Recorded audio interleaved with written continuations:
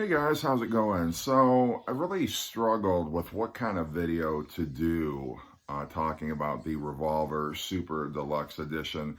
There are a bunch of YouTubers out there who are going to be making videos on this, and I didn't want to do just kind of a standard deep dive review of the package or an unboxing because I think most people have already seen those videos if you're a diehard Beatles fan, or maybe even if you're just a casual fan wondering if this is a package that you should pick up. So I'm just going to kind of give my impressions on this package as a whole. This is my CD Super Deluxe version. I've not gotten my vinyl version yet. It's supposed to come today, but with Amazon, you never know. I mean, it really is a coin flip if I'm actually going to get it today. But so I've just got this so far to base my impressions on. But I'm pretty sure even listening to the vinyl, in terms of the sound quality, I doubt there's going to be a real noticeable difference. So what are my impressions of this package? So first of all, this is now the 5th Super Deluxe edition that we've gotten with Giles Martin remixes.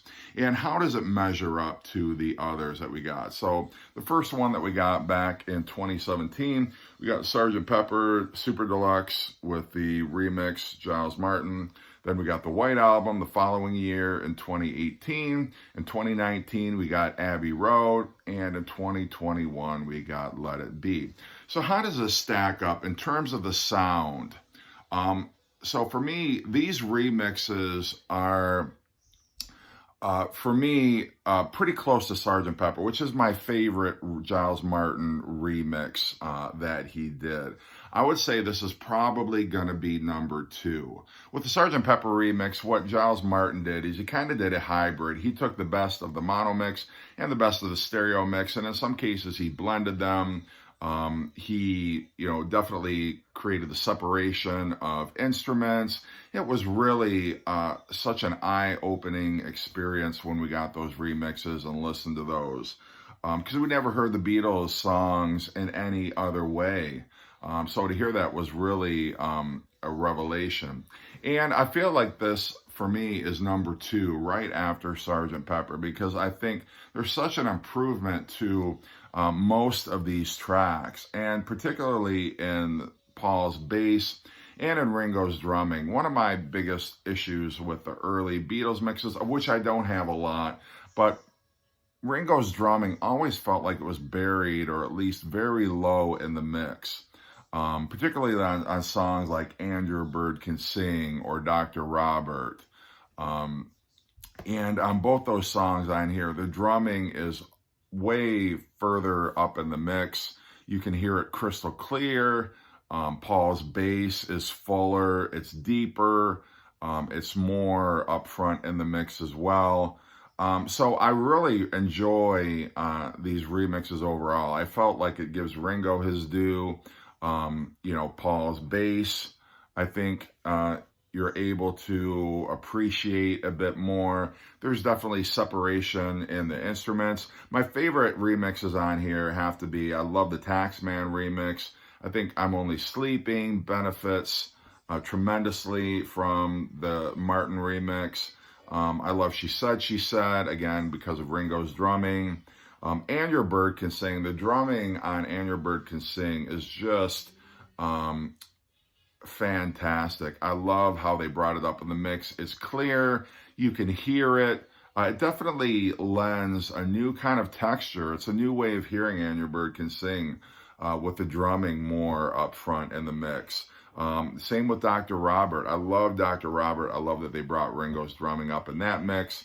And Tomorrow Never Knows. Again, just with Paul's bass, which was already very loud, but now you can hear that separation between Ringo's drumming and the backwards tape loops that Paul had arranged on this song. And the bass, everything comes together so beautifully. So, yeah, I was very excited about this package. And, and I don't think it's just the newness of it, but I'm going to say that this is going to be number 2 for me in terms of the remix. Sorry about the background noise. It's Sunday morning. I can't get a moment's peace. This is what I live with. This is my life. Because I know people have commented about it in the past. What's that noise going on in the background? Well, that's my kids. So I apologize first off. So that's my impression of the 22 remixes. Yes, it's worth picking up any version of it just to get these 2022 remixes. This is going to be my go-to version of the album. Anytime I listen to Revolver from now on, yeah, I'm going to be picking this package up, which I can't say the same for like Abbey Road. Abbey Road, the Giles Martin remix, is not necessarily the version I'm going to. The White Album, not necessarily. I thought there were some songs that were better. Those remixes were better than the originals. And then there were others where I felt like I definitely prefer the original mixes on those. But for here, just like the Pink Floyd Animals that came out about a month ago, these are going to be my go-to versions of these songs to listen to. Now, in terms of the additional bonus track, and this is where for people it's going to be, all right, am I going to splurge on the Super Deluxe Edition to get these session outtakes? And also the mono master. I mean, definitely get the vinyl version for the mono, the original analog mono mix. But what about the outtakes? What about the bonus tracks? And how do I feel about what we got here? And I would say it's pretty much in keeping with the bonus tracks that we got on the other editions. Yeah, there's some songs where, did we really need that? What is it doing here? And then there's others which is like, God, this is so eye-opening. You know, it like definitely is an insight into the recording process and something that I never thought I would hear before. So they kind of fall into those categories, you know, and particularly since we've had the anthology project, I'm finding, you know, there's some overlap between what we got on the anthology releases and what we're getting on these super deluxe editions. So for me, some of the repeat stuff that we already had on Anthology 2, Tomorrow Never Knows, Take 1, Got to Get You Into My Life, the first version, which was Take 5. There's the giggling version of And Your Bird Can Sing, although the giggles do sound slightly different on the version that we have here. And if you don't know what I'm talking about, on the Anthology 2, there was a different arrangement of And Your Bird Can Sing that the Beatles attempted. Had more of a jangly guitar sound than kind of the more abrasive guitar that we got on the finished release. And so the version that we got in Anthology 2 was an overdub session where the Beatles had already recorded a vocal for the instrumental track, and then they were doing their overdubs, and for whatever reason, it broke down into laughter and giggling throughout the entire song. And I always thought it was kind of irritating. I loved hearing the original arrangement of the song, but the giggling just kind of undermined the whole novelty of it for me. And so what you got here is you got the original version where they were laying down their vocal over the instrumental track, and then you've got the giggling version, as it were, although it does sound slightly different. So, you know, it's sort of a case of, you know, I guess it's cool to have them brought together in one package, but did we necessarily need another giggling version? I'm not so sure. The instrumental version of Eleanor Rigby. Did we need that? Did we need that? I'm not so sure. I mean, I understand, well, appreciate the strings, but I think you can appreciate the strings fine enough even with the vocal in the mix. So, you know, that just sounds like a karaoke version to me. And that is basically the Take 2 version that you get here. Taxman, Take 11, we already had on Anthology 2. So, again, I'm wondering, okay, there were 11 takes. You couldn't have given us Take 1, any of those first 10 takes. Why are we getting a take that we already had, that we already heard on Anthology 2? You know, particularly if you're asking Beatle fans who, I would say most of them already own the Anthology recordings, why you're giving it to us again on here, I'm not sure. I really would have rather had an earlier take of that song, for example. I'm Only Sleeping, what they call here the rehearsal fragment. And if you're familiar with the Anthology 2 version, it's brief instrumental prelude. Sounds like there's a vibraphone that they're playing on it. So we already had that on Anthology 2. So, you know, right away we've got 4 or 5 tracks that we already had on Anthology 2. Why couldn't we have gotten different takes or different versions instead of what we already had? You know, wasn't up to me to decide, but you know, those are the ones where I just kind of scratched my head, like, why do we have this? So what is the most surprising for me, the songs that make this package? So first of all, Love You 2 Take 1, which is George's acoustic demo of the song. There's no Indian instrument on here. It's just George playing the song acoustically and doing kind of like a guide vocal on it, which is cool to hear. I'm not sure it works that great acoustically, but again, very cool to hear it in this arrangement after only having heard the raga version of it. Paperback Writer Takes 1 and 2 are just strictly instrumental. And one of the things I like about earlier Beatles outtakes is that they always do a vocal. With each take, they do a new vocal. So the vocals tend to be different from take to take. And after, you know, I would say starting with the Help album, they stopped doing that. They would do their vocal in a completely separate session. So a lot of the outtakes that you get from Help forward are just instrumental takes that they're doing. And so a lot of these are instrumentals without a vocal on top of them. But Paperback Writer Takes 1 and 2. Take 1 breaks down early on, and then take 2 is the full take, which doesn't sound all that dissimilar. There's no echo on it, but it doesn't sound all that dissimilar to the eventual master take that we got.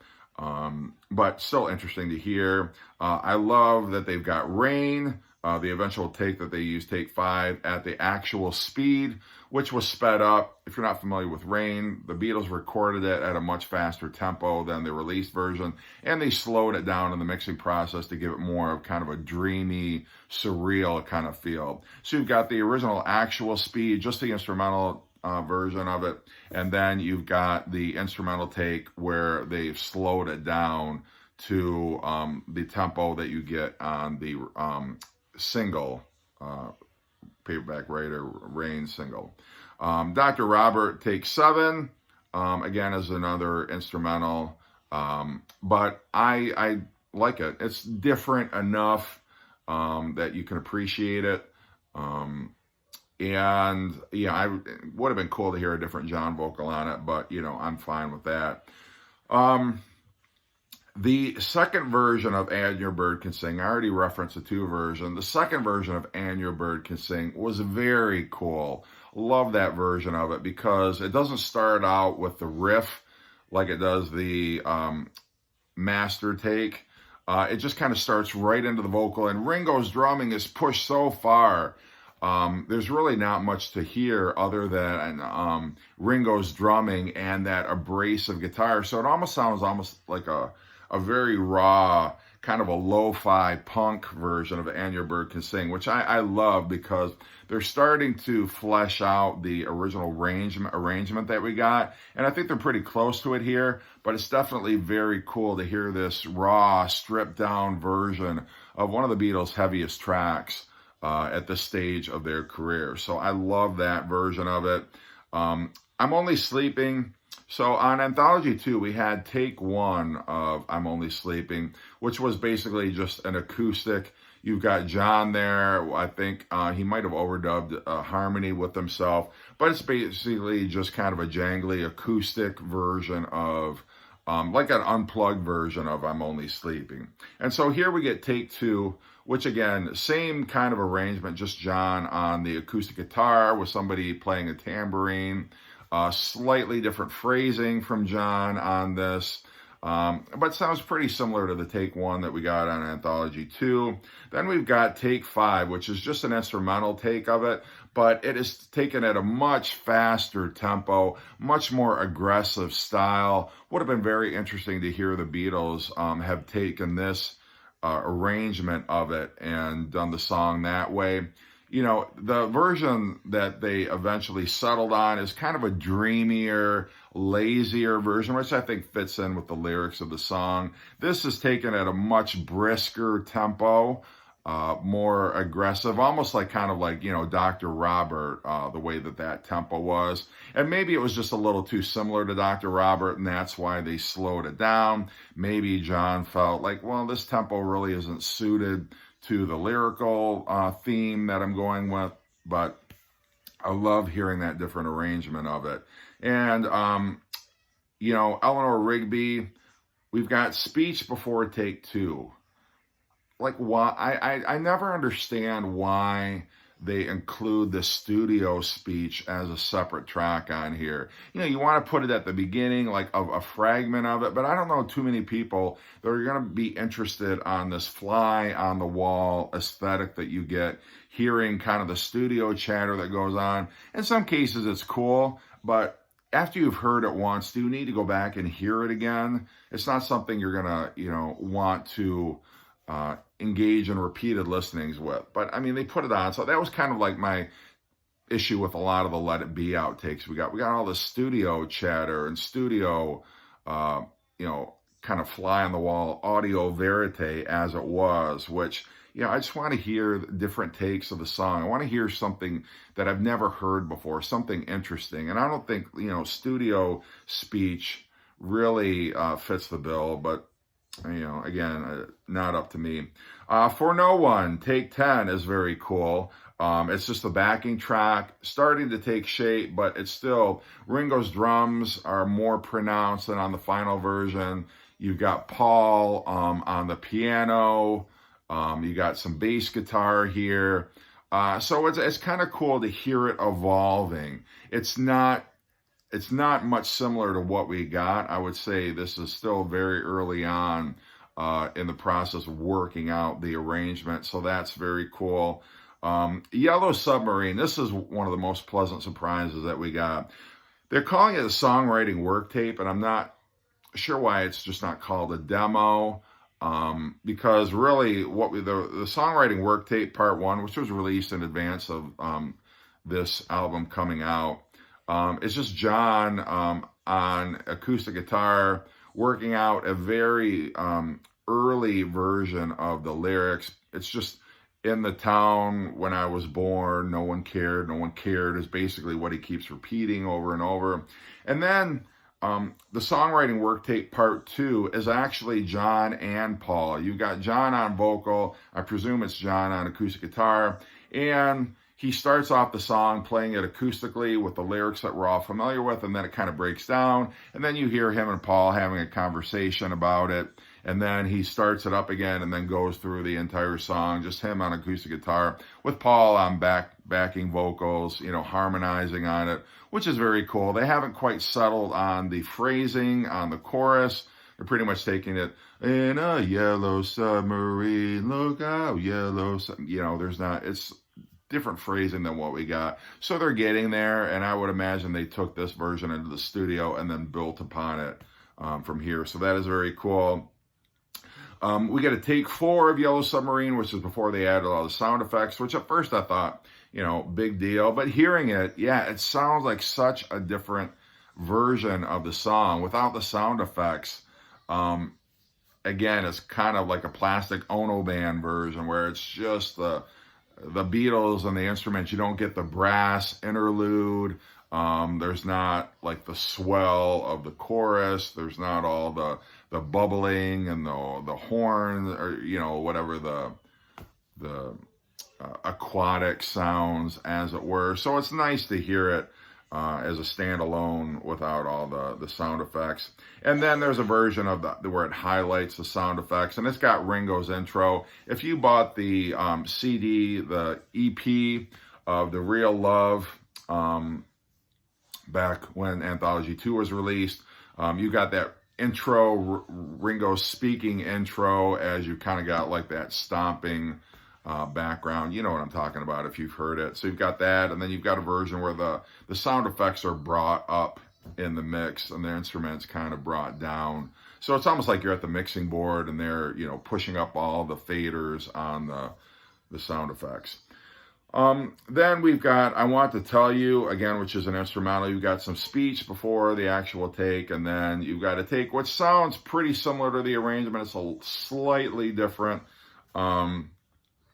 Then we've got Here, There, and Everywhere, take 6, which again, that EP of Real Love, back when Anthology 2 was released, there was a version of it, version of this particular take, which is Paul on guitar, no double tracking on his vocal, going through the song, but halfway through, they cross-faded it into the original ending of the master take, which I thought was kind of annoying. Like, why couldn't we hear the entire take?